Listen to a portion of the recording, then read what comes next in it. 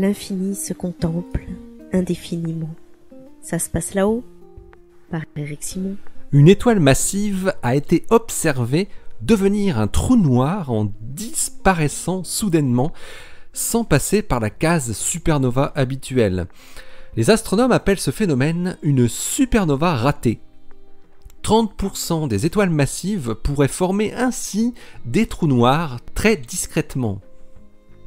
Cette étoile de 25 masses solaires portait le petit nom de N6946 BH1.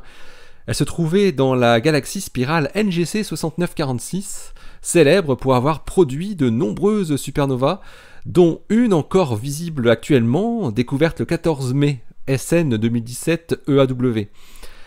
Cette galaxie voisine est surnommée à ce titre la galaxie du feu d'artifice. Elle est située à 22 millions d'années-lumière, 10 fois plus loin que la galaxie d'Andromède.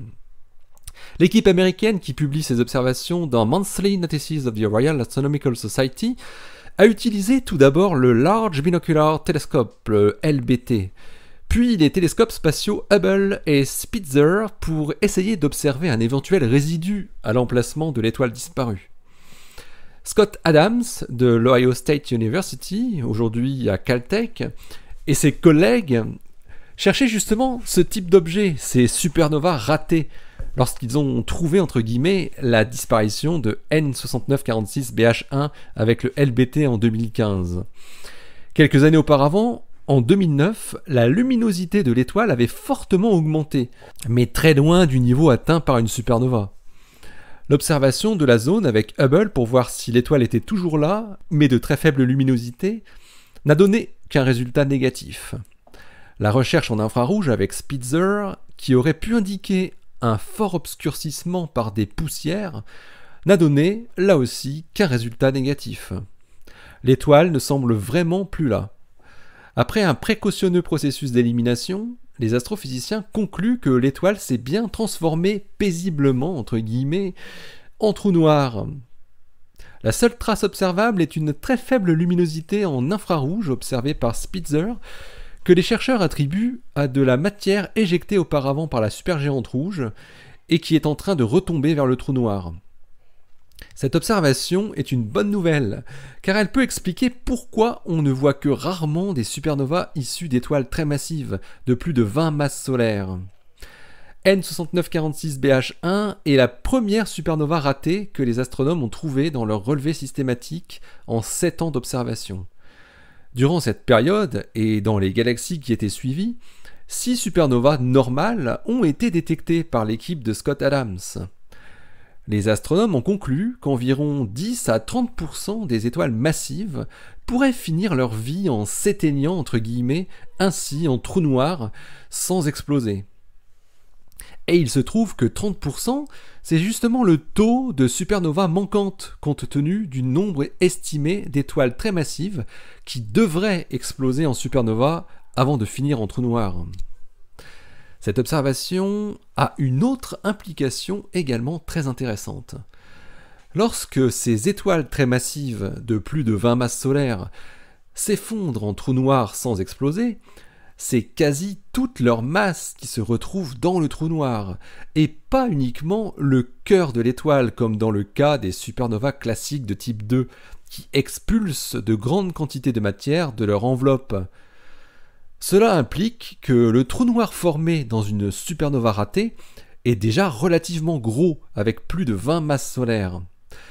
On se rappelle que les premiers trous noirs trouvés par leurs ondes gravitationnelles, par LIGO, avaient des masses proches de 30 masses solaires, considérées comme étonnantes, voire anormales.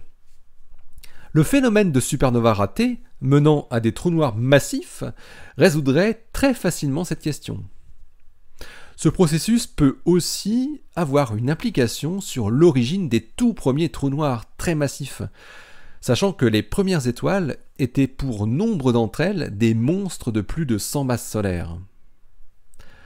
Maintenant, les astronomes prévoient de suivre N6946 BH1 avec le télescope Chandra pour prouver définitivement la présence d'un trou noir grâce aux émissions de rayons X associés au disque de matière qui doit l'entourer.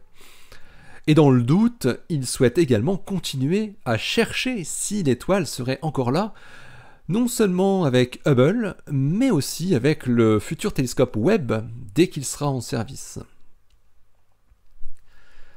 L'article annonçant cette belle observation est paru dans Monthly Notices of the Royal Astronomical Society et il a pour titre The Search for Failed Supernovae with a Large Binocular Telescope, Confirmation of a Disappearing Star par Adams et ses collaborateurs. Je mets le lien de l'article des Monthly Notices ainsi que le lien du preprint sur Archive que vous pouvez consulter librement. Voilà, en bas du billet sur Ça se passe là-haut, bien sûr.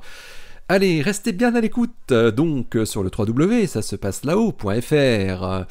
Ça se passe là-haut, rappelons-le, le blog où l'univers des supernovas et des trous noirs se contemple indéfiniment.